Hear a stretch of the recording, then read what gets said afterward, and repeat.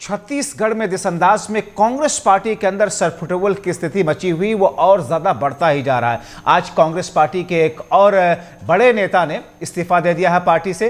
महंत रामदास ने आज अपना इस्तीफा सौंप दिया है। कहा यह जा रहा है कि इस इस्तीफे के पीछे अब आने वाले वक्त में महंत सुंदरदास क्या कुछ करेंगे ये देखना बहुत महत्वपूर्ण होगा। लेकिन जिस अंदाज में उन्होंने पार्टी आलाकमान को या पीसीसी चीफ को अपना इस्तीफा सौंपा है, ऐसा माना जा रहा है कि राज्य के अंदर कांग्रेस को मिली करारी हार के बाद में जो स्थिति होनी चाहिए थी, पार्टी समीक्षा के साथ साथ में तमाम नेताओं को एकजुट करके आगे की प्लानिंग जिस अंदाज में होनी चाहिए थी, शायद उसमें अभी चूक दिख रही है या उसमें अभी देरी लग रही है। आज जब इस्तीफा दिया तो क्या कुछ कहा, आइए आपको सुनाते हैं। जी, मैंने इस्तीफा दिया है और रायपुर दक्षिण विधानसभा क्षेत्र से जिस प्रकार से कांग्रेस पार्टी का पराजय हुआ है, इतने लंबे अंतर से हुआ है, इसको देख करके मैंने अपना नतीजा स्वीकार करते हुए पार्टी से इस्तीफा दिया।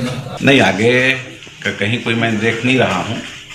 धुआधारी मठ की अपनी स्थिति है। धुआधारी मठ द्वारा प्रारंभ से ही जनसेवा किया जा रहा है। आज रायपुर शहर के लोग अपने घर बैठ करके भी यदि एक गिलास जल भी पीते हैं तो धुआधारी मठ के जमीन दान दी हुई जमीन से उसमें से ही जल लोगों को ग्रहण होता है।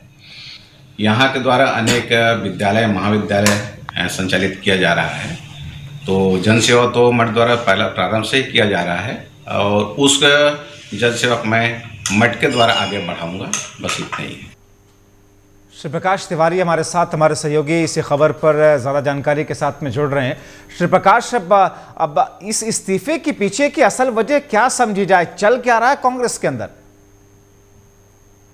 देखिए, जब बार आप बता दें कि जब से कांग्रेस चुनाव हारी है सबसे बड़े नेताओं के विरोध सामने निकल के आ रहे हैं, वहीं बड़े नेताओं की नाराजगी भी सामने निकल के आ रही है। जिस तरह से राम सुंदर दास ने अपना इस्तीफा दिया, उन्होंने कहा कि मैं हार की जिम्मेदारी लेता हूँ।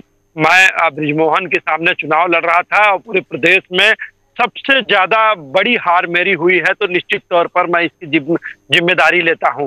वहीं उन्होंने साफ तौर पर संगठन को और तमाम अपने कांग्रेस पार्टी को तमाम मुद्दे पर घेरने की कोशिश की और उन्होंने लगातार ये कहने की कोशिश की कि ये हार जो है मेरी हार है।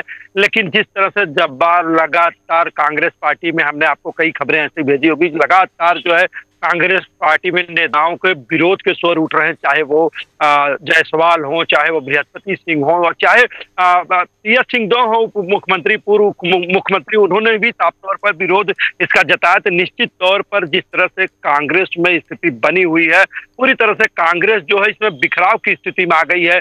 सारे नेता इसके बिखर चुके हैं। निश्चित तौर पर जिस तरह से महंत राम सुंदर दास कह रहे हैं, तो निश्चित तौर पर एक बड़ी बात सामने जो निकल कर आ रही है, उन्होंने हार की पूरी जिम्मेदारी ली है। मगर श्री प्रकाश, इन तमाम चीजों को लेकर के पार्टी के जो अध्यक्ष हैं छत्तीसगढ़ के कांग्रेस की तरफ से, उनका या भूपेश बघेल का या किसी और दूसरे बड़े नेता की कोई प्रतिक्रिया आई? क्या कहना है इसका? देखिए, बात अगर करें कि अगर प्रदेश अध्यक्ष की दीपक बैज की, हाँ, उनसे भी हमारी चर्चा हुई। उन्होंने साफ तौर पे इस बात को कहा कि अभी मुझे इसकी जानकारी नहीं है। हालांकि उन्होंने बकायदे एक पत्र लिख कर इसकी सूचना दी अपने हाईकमान को कि मैं अपना इस्तीफा देता हूं। तो निश्चित तौर पर कांग्रेस ऐसी स्थिति में आ गई, उहापोह की स्थिति कांग्रेस में है। वो समझ नहीं पा रही है कि आखिर इतनी बड़ी हार कैसे हो गई और उनके तमाम बड़े नेता जो नाराज चल रहे हैं वो कारण क्या है। क्योंकि कांग्रेस एक बड़ी टारगेट लेके चल रही थी 75 पार की, लेकिन जो हार हुई बड़ी शर्मनाक हार हुई है।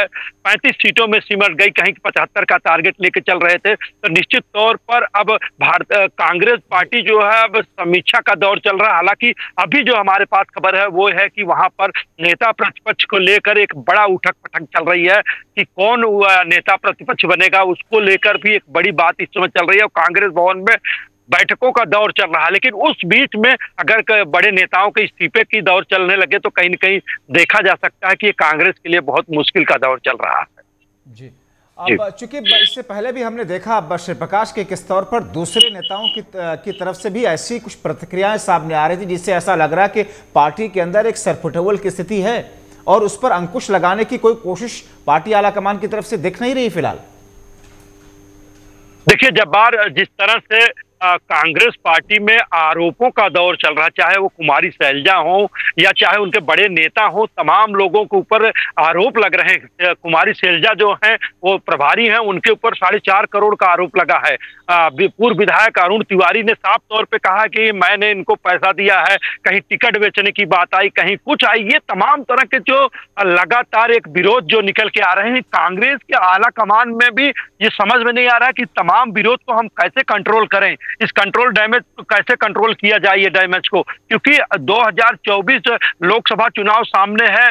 तमाम पार्टियां अपनी तैयारियों में लग गई है और वही कांग्रेस जो है मान मनौवल और नाराजगी का दौर चल रहा है। तो निश्चित तौर पर यह माना जा सकता है कांग्रेस के लिए एक बहुत बुरा दौर चल रहा है इस समय छत्तीसगढ़ में। और छत्तीसगढ़ के तमाम जो बड़े नेता हैं, चाहे वो बड़े कार्यकर्ता हैं, उनका भी साफ तौर पर कहना है कि जब सत्ता में थे तो कार्यकर्ताओं की पूछ परख नहीं होती थी, केवल 4 चौकड़ी जो थी वही सरकार चलाती थी, चाहे वो सौम्या हो, चाहे वो तिवारी हो, या तमाम तरह के इतने बड़े बड़े आरोप लगे। अब वो आरोपों का जो कहते नहीं कि वो गुब्बारा जो है आरोपों का फट रहा है और लोग अपना विरोध लगातार कर रहे हैं। तो निश्चित तौर पर इस समय बहुत नाजुक दौर में इस समय कांग्रेस छत्तीसगढ़ में गुजर रही है। जी चलिए, बहुत शुक्रिया आश्रय प्रकाश से इन तमाम जानकारी के लिए। तो एक ऐसी स्थिति जहां छत्तीसगढ़ में कांग्रेस पार्टी के अंदर हंगामा सा मचा हुआ है और पार्टी आलाकमान की तरफ से उन तमाम चीजों पर अंकुश लगाने के लिए फिलहाल उस स्तर के प्रयास भी नहीं दिख रहे।